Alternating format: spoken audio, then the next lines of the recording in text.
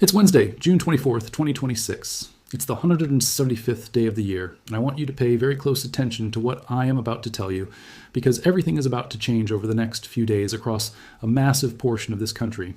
We are talking about a complete pattern shift that is going to bring severe thunderstorms, dangerous flooding, punishing heat, and even some fire weather concerns all at the same time across different parts of the United States.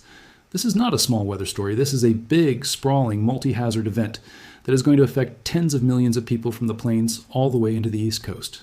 And I want to make sure that you are fully prepared for everything that is coming. So let's get right into it and break this down piece by piece so you know exactly what to expect and exactly when to expect it. Before we get into the day-by-day breakdown, I want to talk about what is driving all of this, because understanding the pattern is really going to help you understand why this is such a significant weather week. Right now, we have a massive ridge of high pressure that has been sitting across the western United States, and that ridge is finally starting to break down. As that ridge collapses, it is going to allow a very strong and energetic trough to dig down out of the Pacific Northwest and push into the central part of the country. That trough is going to be the main driver behind everything that we are going to talk about today. It is going to fire up severe thunderstorms across the plains.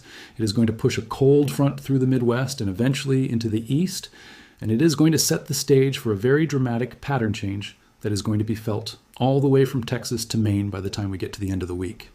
So this is a big deal, and I want to make sure you are locked in for everything that is coming. Let's start with today, because the atmosphere is already starting to show signs of what is coming. Across the southern plains, we have a marginal risk of severe weather in place from western Texas up through the Oklahoma Panhandle and into southwestern Kansas. The main concerns today are going to be some isolated hail and a few damaging wind gusts. Nothing too crazy. But if you are in that area and you have outdoor plans this afternoon, just make sure you have a way to receive warnings, because storms can pop up quickly in this environment. Dew points across western Oklahoma are already climbing into the mid-60s, and with afternoon heating pushing temperatures into the low 90s, there is plenty of instability in place for strong to severe storms to develop. I would say the window of greatest concern today is going to be between about 2 in the afternoon and 8 in the evening, so just keep that in mind if you are heading out. Now, tomorrow is when things really start to ramp up, and this is the day I want to spend the most time on, because Thursday has some serious, severe weather potential across a pretty large area. The Storm Prediction Center has a level 3 out of 5 enhanced risk in place for tomorrow across parts of Nebraska, Kansas, and northern Oklahoma. That enhanced risk is centered right along the dry line, which is going to be surging eastward throughout the afternoon hours as that trough out west continues to dig in. We have incredibly rich Gulf moisture already in place across the central plains, and when that dry line fires tomorrow afternoon, we're going to see explosive supercell development very quickly. I am talking about storms that go from nothing to absolutely massive in a matter of minutes, and these storms are going to be capable of producing all three severe weather hazards: very large hail, damaging winds, and tornadoes.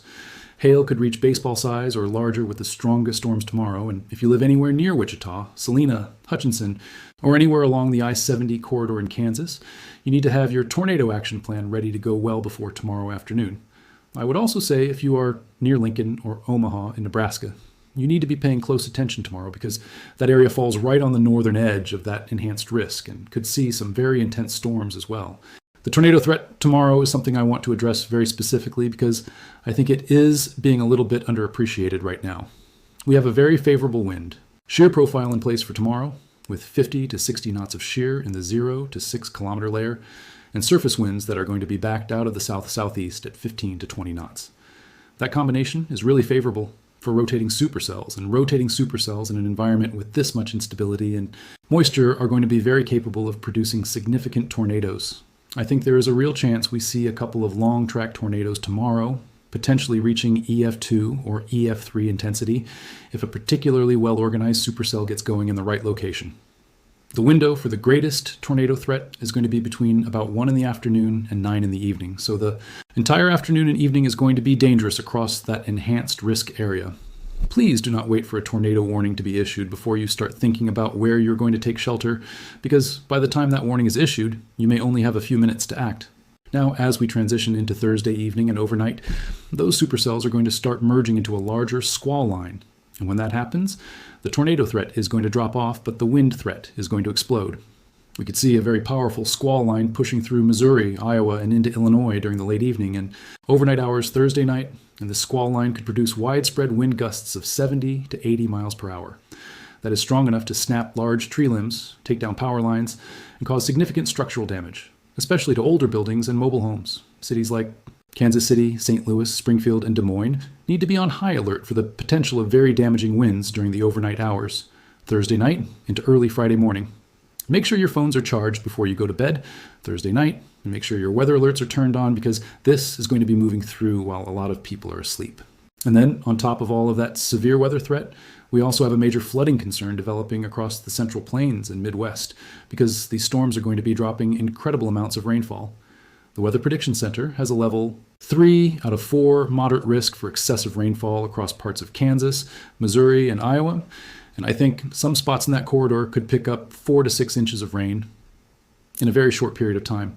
Flash flooding is going to be a very real and very dangerous threat across this area. And if you live near any low-lying areas, creeks, streams, or rivers in that corridor, you need to be paying very close attention over the next 24 to 36 hours. Turn around, don't drown. I cannot say that enough.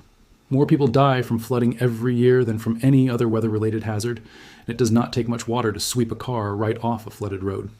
Even 6 inches of moving water is enough to knock you off your feet, and 2 feet of rushing water can carry away most vehicles. So please take this flooding threat very seriously. Now, let's swing down to the south, because things are also getting very interesting across the Gulf Coast states this week. We have a stalled frontal boundary sitting across the northern Gulf of Mexico, and that boundary is going to be acting like a magnet for deep moisture and repeated thunderstorm development over the next several days. Across eastern Texas, Louisiana, Mississippi, and Alabama, we are looking at a prolonged period of heavy rainfall that could bring 2 to 4 inches of rain to most locations, with some isolated spots potentially seeing 6 inches or more. The ground across a lot of this area is already saturated from previous rainfall events over the last couple of weeks, so any new rainfall is going to have nowhere to go and is going to cause rapid runoff and flash flooding very quickly. If you live in the Houston metro area, the New Orleans area, or anywhere along the Gulf Coast between Texas and Florida, please make sure you're staying weather aware over the next several days because flooding is going to be a persistent concern throughout the rest of this week and into the weekend.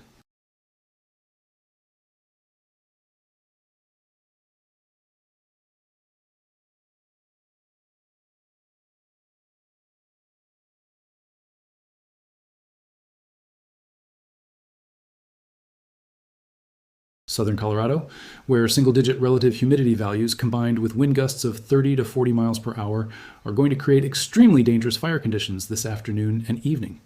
The fuels across this region are at critically dry levels, and any fire that starts is going to spread rapidly. If you are anywhere in this area, please be extremely careful with anything that could potentially start a fire. No campfires, no fireworks, and be very cautious with anything that could generate a spark.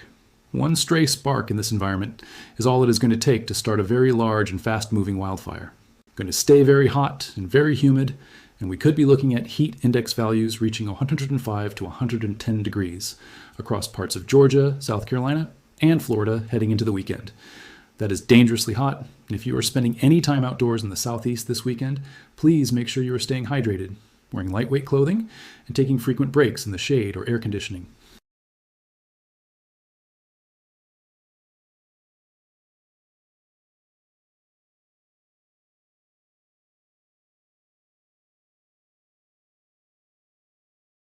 Oppressive heat.